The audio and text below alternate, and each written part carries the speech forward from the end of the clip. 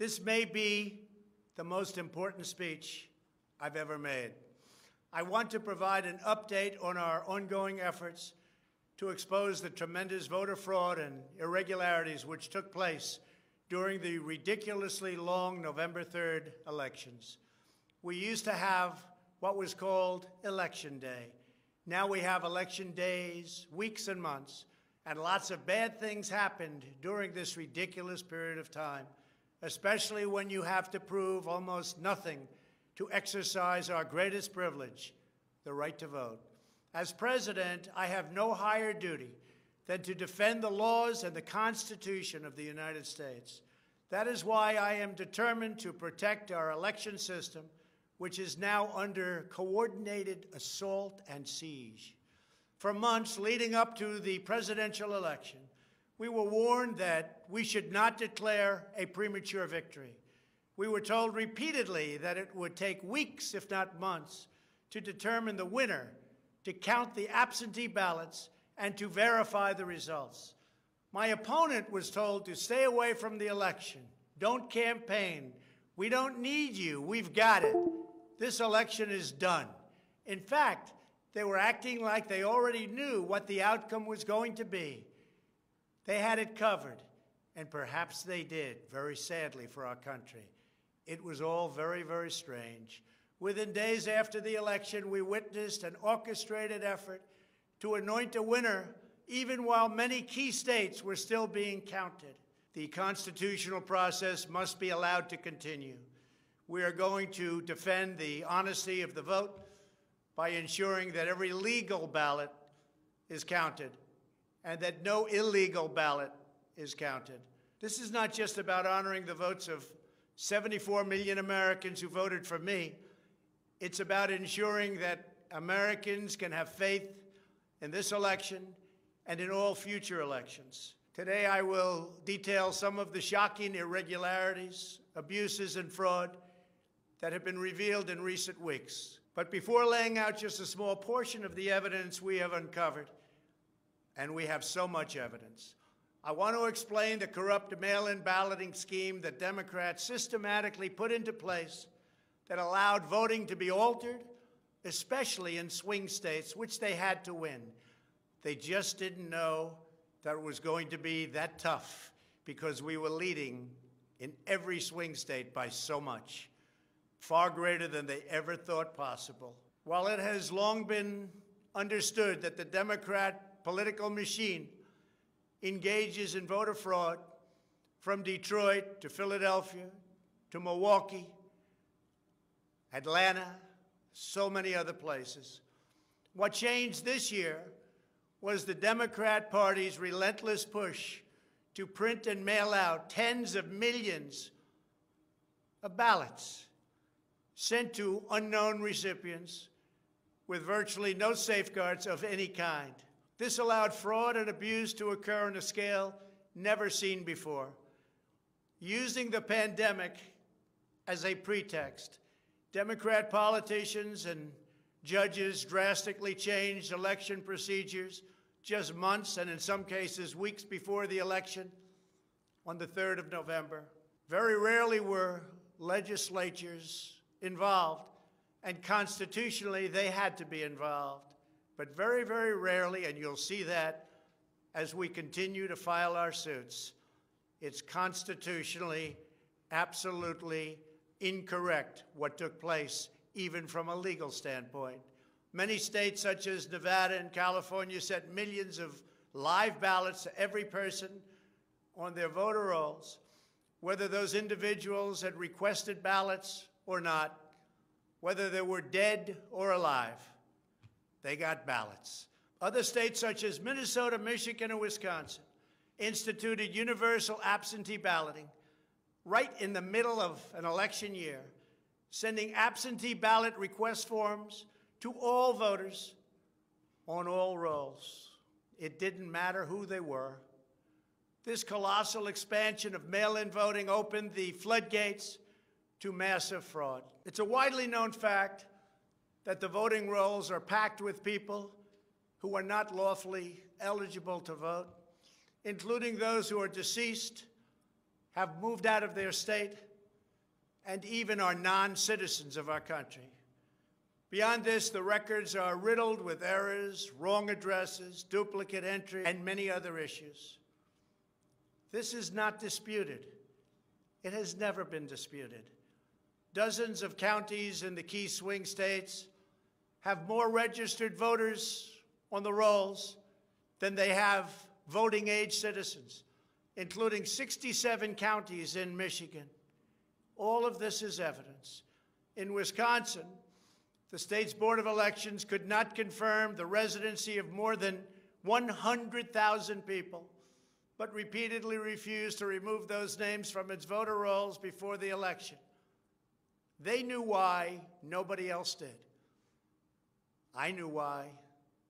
They're illegal voters. It is a travesty that in the year 2020, we do the eligibility of those who cast ballots in an election, and such an important election it is. They are, whether they live in the state or whether they are even American citizens. We have no idea. Major infractions or outright fraud, which is far more in numbers or votes than we need to overturn the results of a state. In other words, in Wisconsin, as an example, where we were way up on election night, they ultimately had us miraculously losing by 20,000 votes. And I can show you right here that Wisconsin, we're leading by a lot. And then at 3:42 in the morning, there was this. It was a massive dump of votes. Mostly Biden, almost all Biden. And to this day, everyone's trying to figure out, where did it come from? But I went from leading by a lot to losing by a little. And that's right here. That's at 3:42 in the morning. That's Wisconsin. A terrible thing. Terrible, terrible thing. But we will have far more, many times more, than the 20,000 votes needed to overturn the state. If we are right about the fraud, Joe Biden can't be president. We're talking about hundreds of thousands of votes. We're talking about numbers like nobody has ever seen before. Just as an example, in certain states, we'll be down by, let's say, 7,000 votes. But we'll find later on 20,000, 50,000, 100,000, 200,000 discrepancies or fraudulent votes. And that includes votes that went through when they were not allowed to be seen by Republican poll watchers because the poll watchers were locked out of the building. Or people that innocently came to vote on November 3rd who were all excited about their vote. They were happy. They were proud to be citizens of the United States of America. And they went up and they said, I'd like to vote. And they were told that they can't vote. I'm sorry, they were told. I'm sorry. You've already voted by mail-in ballot. Congratulations. We received a ballot, so you can no longer vote. They didn't know what to do. They had no one to complain to. Most just left and said, that's strange. But many people complained and complained vehemently. And in a lot of cases, they filled out a provisional ballot, which was almost never used, but in virtually every case was a vote for Trump. In other words, they went in to vote, and they were told that they voted. And they didn't vote. And they left, and they felt horror. And they lost respect for our system. And this happened tens of thousands of times all over the country. That's how desperate the Democrats were. They would fill out ballots of people, not even knowing if these people were going to show up. And when they did show up, they said, sorry, you've already voted. And on top of everything else, We have a company that's very suspect. Its name is Dominion. With the turn of a dial or the change of a chip, you can press a button for Trump and the vote goes to Biden. What kind of a system is this? We have to go to paper. Maybe it takes longer, but the only secure system is paper. Not these systems that nobody understands, including, in many cases, the people that run them, although unfortunately, I think they understand them far too well. In one Michigan county, as an example, that used Dominion systems, they found that nearly 6,000 votes had been wrongly switched from Trump to Biden. And this is just the tip of the iceberg. This is what we caught. How many didn't we catch? Are there hundreds of other examples throughout the country? Are there thousands? We just got lucky, and they called it a glitch. But we found numerous glitches that evening. 96% of the company's political donations went to Democrats, not surprisingly. And frankly, when you look at who's running the company, who's in charge, who owns it, which we don't know, where are the votes counted, which we think are counted in foreign countries, not in the United States, Dominion is a disaster. Election authorities in Texas have repeatedly blocked the deployment of Dominion systems due to concerns about security vulnerabilities and the potential for errors and outright fraud. Every district that uses Dominion systems must be carefully monitored and carefully investigated, but not only for the future. Right now, we're worried about the present and what went on with an election that we won without question. Under my lead, the Republicans won almost every state house in the United States, which they weren't expected to do. We won up to 16 seats in the House. The numbers are still being tabulated because there are 9 seats that nobody really knows. They don't know. They're still, 2 weeks later, still under consideration because it's a mess. Republicans were supposed to lose many seats, and instead they won those seats in the House. And a very important election that's coming up will determine whether or not we hold the Senate. David Perdue and Kelly Loeffler are 2 tremendous people. Unfortunately, in Georgia, they're using the same horrible Dominion system.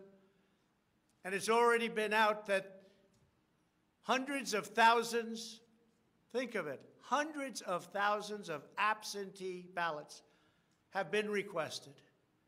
You check it out, who's requesting those ballots. The difference is it's one state, and we will have our eyes on it like nobody's ever watched anything before, because we have to win those 2 Senate seats. The tremendous success we had in the House of Representatives and the tremendous success we've had so far in the Senate, unexpected success all over the country and right here in Washington.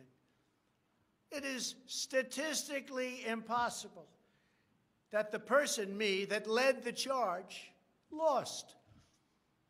The greatest pollsters, the real pollsters, not the ones that had us down 17 points in Wisconsin when we actually won, or the ones that had us down 4 or 5 points in Florida and we won by many points, or had us even and down in Texas and we won by a lot. Not those pollsters, but real pollsters, pollsters that are fair and honest, said we can't understand a thing like this. It's never happened before. You led the country to victory, and you were the only one that was lost. It's not possible. The Speaker of the House of a certain state said, "Sir, I expected to lose my seat, and instead, because of you and because of that incredible charge and all of those rallies, we had a tremendous victory, and everybody knows it.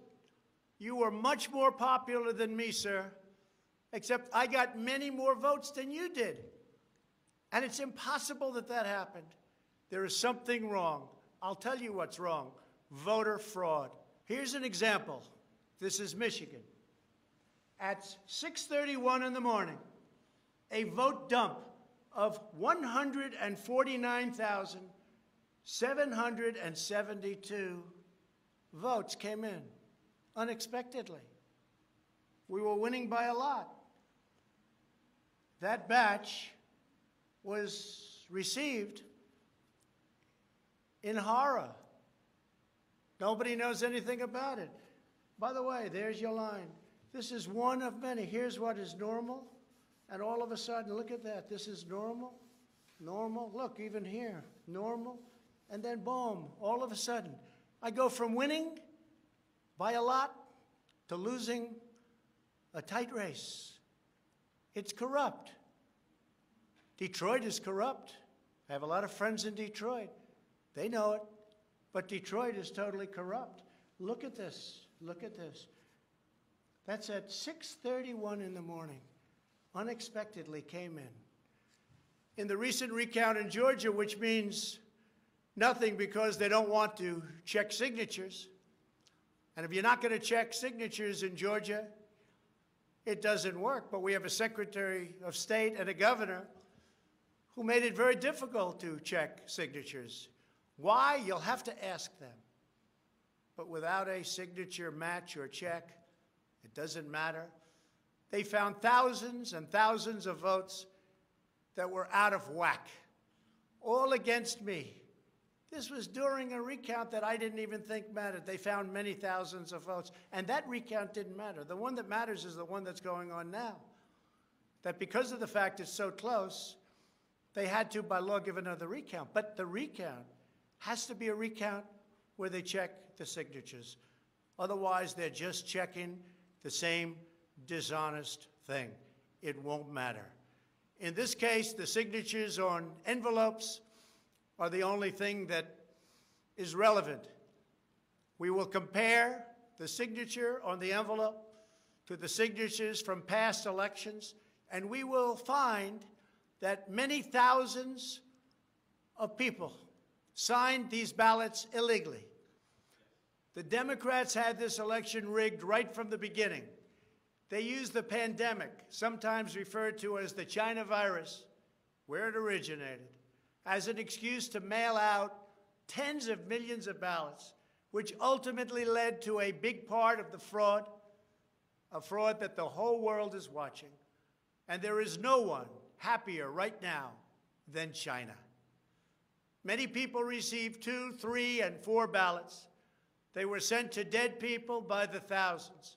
In fact, dead people, and we have many examples, filled out ballots, made applications, and then voted, which is even worse. In other words, dead people went through a process. Some have been dead for 25 years. Millions of votes were cast illegally in the swing states alone. And if that's the case, the results of the individual swing states must be overturned, and overturned immediately. Some people say that's too far out. That's too harsh. Well, does that mean we take a president, and we've just elected a president, where the votes were fraudulent? No, it means you have to turn over the election. And everybody knows, without going much further, and they've seen the evidence, but they don't want to talk about it, what a disaster this election was. A total catastrophe. But we're going to show it, and hopefully the courts, in particular, the Supreme Court of the United States, will see it. And respectfully, hopefully they will do what's right for our country. Because our country cannot live with this kind of an election. We could say, let's go on to the next one. But no, we have to look also at our past. We can't let this happen. Maybe you'll have a revote, but I don't think that's appropriate. When those votes are corrupt, when they're irregular, when they get caught, they're terminated. And I very easily win. In all states, I very easily win these swing states. Just like I won them at 10 o'clock in the evening of the election. So we're not looking to show you 25 faulty or fraudulent votes, which don't mean anything because it doesn't overturn the state, or 50 or 100. We're showing you hundreds of thousands, far more than the margin, far more than the law requires. We can show many times what is necessary to win the state. The media knows this, but they don't want to report it. In fact, they outright refuse to even cover it because they know the result if they do. Even what I'm saying now will be demeaned. That's okay. I just keep on going forward because I'm representing 74 million people, and in fact, I'm also representing all of the people that didn't vote for me. The mail-in voting scam is the latest part of their the results of the 2016 election, and it's been like living in hell. Our opponents have proven many times, again and again, that they will say and do anything to get back into power. The corrupt forces who are registering dead voters and stuffing ballot boxes are the same people who have perpetrated one phony and fraudulent hoax after another. You've been watching it now for 4 years. These entrenched interests oppose our movement because we put America first. They don't put America first. And we're returning power to you, the American people. They don't want America first. They only want power for themselves. They want to make money. That's why they don't want me as your president. I've been investigated from soon after I announced I was running for president, when I immediately went to #1 in the Republican primary polls. The investigations never stopped. They went on for 4 years. And I won them all. I beat them all. Russia, Russia, Russia. The impeachment hoax, and so much more. Robert Mueller spent $48 million of taxpayer money investigating me for 2.5 years, issued over 2,800 subpoenas, executed nearly 500 search warrants, issued 230 orders for communications records, and conducted 500 witness interviews, all looking to take me down. There was no collusion in the end, none whatsoever. Senator Marco Rubio, the head of the Senate Intelligence Committee, stated the committee found no evidence that then-candidate Donald Trump or his campaign colluded with the Russian government. And I thank Senator Rubio for that statement. Now I hear that these same people that failed to get me in Washington have sent every piece of information to New York, so get me there. It's all been gone over and over again. For $48 million, you go through tax returns, you go through everything. The New York Attorney General, who recently ran for office, campaigned without knowing me, stating, "We will join with law enforcement and other attorneys general across this nation in removing this president from office." I never met her. It's important that everybody understand, she said, that the days of Donald Trump are coming to an end. And all it's been is a big investigation in Washington and New York and any place else that can investigate, because that's what they want to do. They want to take not me, but us down. And we can never let them do that. Everything's been looked at. A friend of mine who's very smart said, "You've probably seen more than anybody else. You've probably been investigated more than anybody else. And for you to come out with a clean bill of health makes you probably the cleanest person in this country." Some people in this administration, but four have been beaten down and disparaged. They just disappeared. Nobody knows what happened to them. Why aren't they involved? There's so much to be involved in. The corruption is so rampant. They just couldn't take it anymore. Threatened by Democrats with impeachment, and horrible things were said about them. and they're good people. Even say was hounded and harassed, as she reported, like she has never been before. And I say, we caught Comey cold, we caught McCabe cold, we caught them all. We're still waiting for a report from a man named Durham, who I have never spoken to and I have never met. They can go after me before the election, but unfortunately, Mr. Durham didn't want to go after these people or have anything after them before the election. So who knows if he is ever going to even do a report. The lies and the leaks and the illegal acts and behavior done by so many people in their desire to hurt the press, something should happen. The hardest thing I have to do is explain why nothing is happening with all that got caught spying on my campaign. It's never happened before, and it should never happen again to a place. All you have to do is watch the hearings and see for yourself. The evidence is overwhelming. The fraud that we've collected in recent weeks is overwhelming, having to do with our election. Everyone is saying, wow, the evidence is overwhelming when they get to see it. But really, it's too late to change the course of an election. It's too late to change the outcome. In fact, there is still plenty of time to certify the correct winner of the election. And that's what we're fighting to do. But no matter when it happens, when they see fraud, when they see false votes, and when those votes number far more than is necessary, you can't let another person steal that election from you. All over the country, people are together in holding up signs, "Stop the Steal." To understand how we will challenge this fraud, it is important to know the problems with mail-in balloting. Pennsylvania, Michigan, Nevada, Georgia, Arizona, and most other states allowed anyone to get an absentee ballot and cast their vote without showing any ID. The voting took place entirely on the honor system. No identification of any kind was required. Most Americans would also be shocked to learn that no state in the country verifies United States citizenship as a condition for voting in federal elections. This is a national disgrace. No other advanced country conducts elections this way.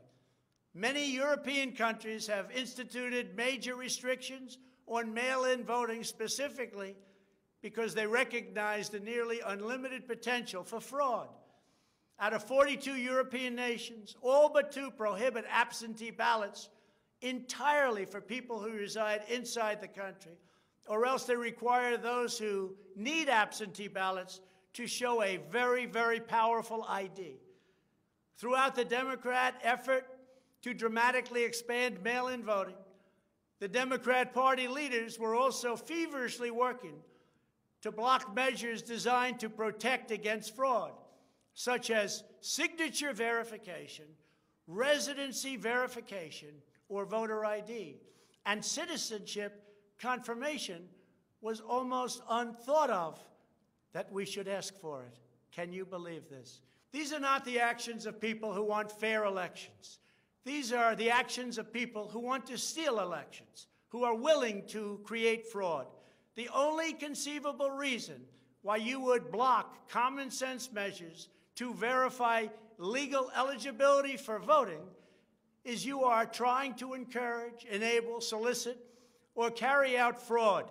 It is important for Americans to understand that these destructive changes to our election laws were not a necessary response to the pandemic.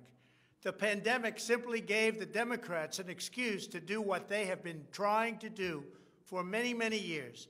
In fact, the very first bill that House Democrats introduced when Nancy Pelosi became Speaker was an attempt to mandate universal mail-in voting and eliminate measures such as voter ID, which is so necessary. Dramatically eroding the integrity of our elections was the Democrats' #1 priority for a simple reason. They wanted to steal the 2020 presidential election.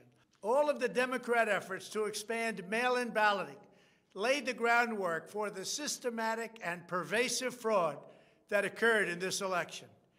In Pennsylvania, large amounts of mail-in and absentee ballots were processed illegally and in secret in Philadelphia and Allegheny counties without our observers present.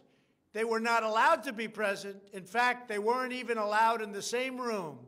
They were thrown out of the building, and they looked from outside in, but they had no way of even seeing because there were no windows, and the windows that were there were boarded up.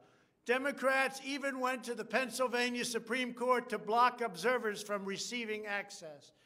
There is only one possible reason that the corrupt Democrat political machine would oppose transparency during the vote counting.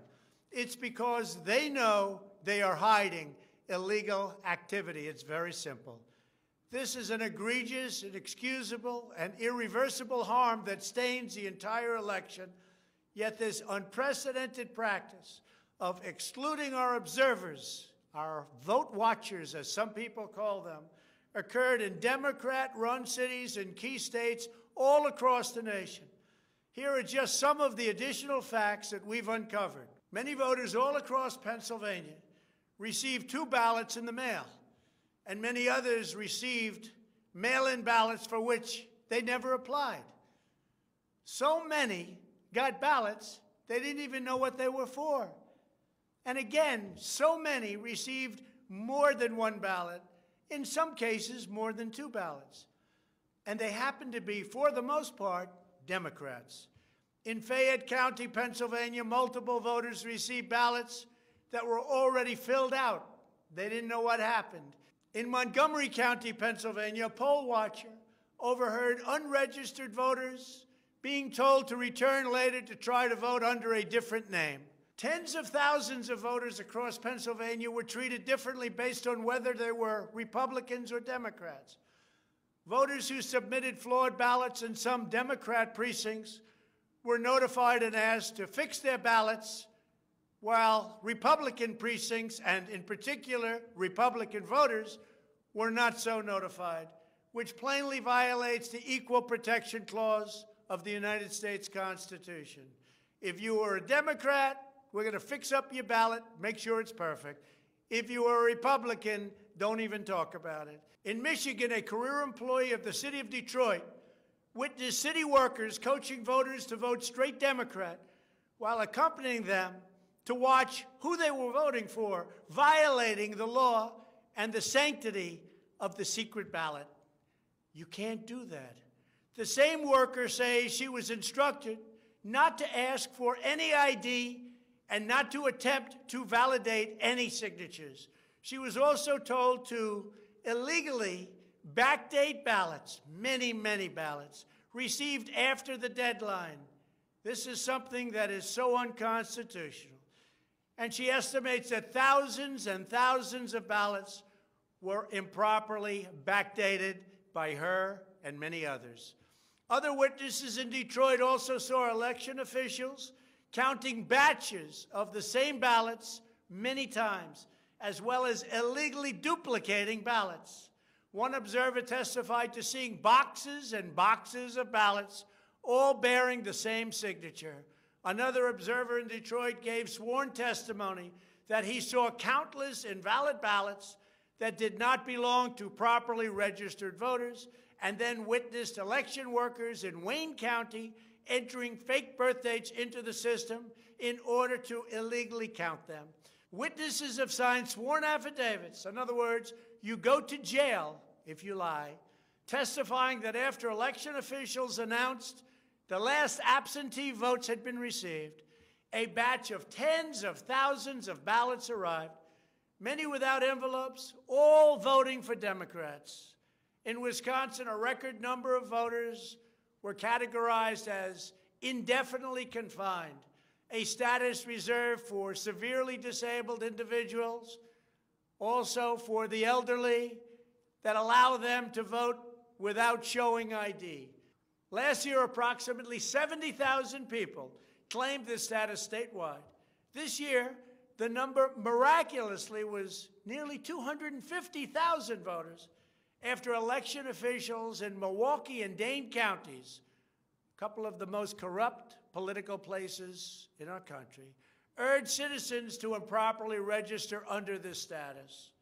And register they did in levels that don't exist. In Wisconsin, there are approximately 70,000 absentee ballots that do not have matching ballot applications as required by law.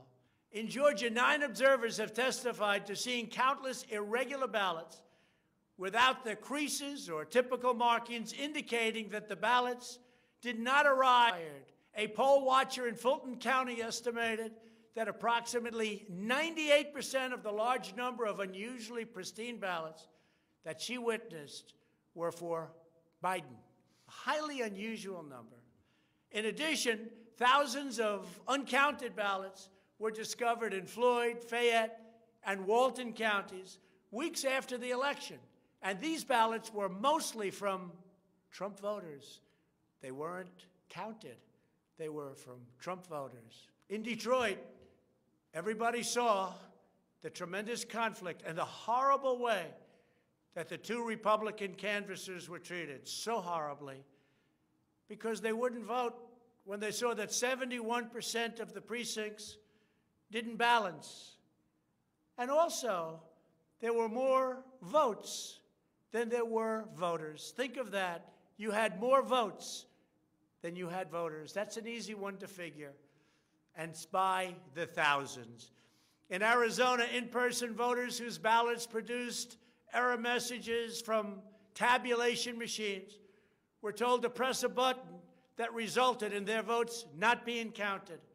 Also in Arizona, the Attorney General announced that mail-in ballots had been stolen from mailboxes and hidden under a rock. In Clark County, Nevada, where most of the state's voters reside, for matching a signature using the signature verification machine were intentionally lowered to allow large numbers of ballots that otherwise would never have passed muster. This machine was set at the lowest level. According to one report, in order to test the process, 9 voters in Clark County cast ballots with intentionally incorrect signatures, and 8 of the 9 ballots were accepted and counted. Sign your name as Santa Claus, and it would be accepted. Last week, the Clark County Commission threw out the results of a local election after the registrar reported finding, quote, discrepancies that we can't explain. Also in Nevada, some voters were entered into a raffle for more than a dozen gift cards worth as much as $250 if they could prove they had place on Indian reservations. One of the most significant indications of widespread fraud is the extraordinarily low rejection rates for mail-in ballots in many key states. These are the states that I had to win. In swing state after swing state, the number of ballots rejected has been dramatically lower than what would have been expected based on prior experience. That means years and years of voting. In Georgia, just 0.2%, that's substantially less than 1%, of mail-in ballots have been rejected. In other words, almost none have been rejected. They took everything. Nothing was rejected practically, compared to 6.4% in 2016, and there are those that think that 6.4 was a low number. So think of it. Almost none were rejected. And the previous election, 6.4% were rejected. We have seen similar declines in Pennsylvania, Nevada, and Michigan. Ballots weren't rejected, especially if they happen to be in Democrat areas. These irregularities are inexplicable unless there is a deliberate effort to accept ineligible ballots or fraudulent ballots. In Pennsylvania, the Secretary of State and the state Supreme Court, in essence, abolished signature verification requirements just weeks prior to the election in violation of state law. You're not allowed to do that. It has to be approved by the legislature. A judge can't do it. A state can't do it. An official can't do it. The only one that can do it is the legislature. The reason for this is clear. They were not verifying signatures because they know the ballots have not been filled out by the voters in whose names they were cast. In other words, people filled them out that had nothing to do with the names on the ballot. A simple recount of the ballots under these circumstances only compounds the fraud. The only way to determine whether there was an honest vote is to conduct a full review of the envelopes in the relevant states. You will find that many of them, tens of thousands, have fraudulent signatures. A full forensic audit is required to ensure that only legal ballots from lawfully registered voters that were properly cast are included in the final count. This election is about great voter fraud, fraud that has never been seen like this before. It's about poll watchers who were not allowed to watch. So illegal. It's about ballots that poured in, and nobody but a few knew where they came from, but they were counted, and they weren't for me. It's about big leads on election night, tremendous leads where I was being congratulated for a decisive, easy victory, and all of a sudden, by morning or a couple of days later, those leads rapidly evaporated. It's about numbers of ballots that were sent that nobody knew where they came from. It's about machinery that was defective, machinery that was stopped during certain parts of the evening, miraculously to open with more votes. It was about many other things, but above all, it was about fraud. This election was rigged. Everybody knows it. I don't mind if I lose an election, but I want to lose an election fair and square. What I don't want to do is have it stolen. People. That's what we're fighting for, and we have no choice to be doing that. We already have the proof. We already have the evidence, and it's very clear. Many people in the media and even judges so far have refused to accept it. They know it's true. They know it's there. They know who won the election, but they refuse to say, you're right. Our country needs somebody to say you're right. Ultimately, I am prepared to accept any accurate election result, and I hope that Joe Biden is as well. But we already have the proof. We already have tens of thousands of ballots more than we need to overturn all of these states that we're talking about. This is an election for the highest office in the greatest country in the history of the world. Every reasonable American should be able to agree, based on what we have already documented, that we need a systematic analysis of the mail-in ballots to review the envelopes. It's about the signature. And if they're on the envelopes, we can only review the envelopes, and that will tell us everything. This is the absolute minimum we should expect. This is not just about my campaign, although it has a lot to do with who's going to be your next president. This is about restoring faith and confidence in American elections. This is about our democracy and the sacred rights that generations of Americans have fought, bled, and died to secure. Nothing is more urgent or more important. The only ballots that should count in this election are those cast by eligible voters who are citizens of our country, residents of the states in which they voted, and who cast their ballots before the legal deadline. Moreover, we must never again have an election in which there is not a reliable and transparent system to verify the eligibility, identity, and residency of every single person who casts a ballot, a very, very cherished ballot. Many very smart people have congratulated me on all we've done. The biggest tax cuts in history, regulation cuts, the biggest in history. We rebuilt our military. We took care of our vets like never before. Space Force, and so much more. But then they went on to say, as big and as important as these events were, the single greatest achievement in your presidency will be exactly what you're doing right now, voter integrity for our nation. It's more important than any of the things that we discussed. If we don't root out the fraud, the tremendous and horrible fraud that's taken place in our 2020 election, we don't have a country anymore. So with the resolve and support of the American people, we will restore honesty and integrity to our elections, and we will restore trust in our system of government. Thank you, God bless you, and God bless America.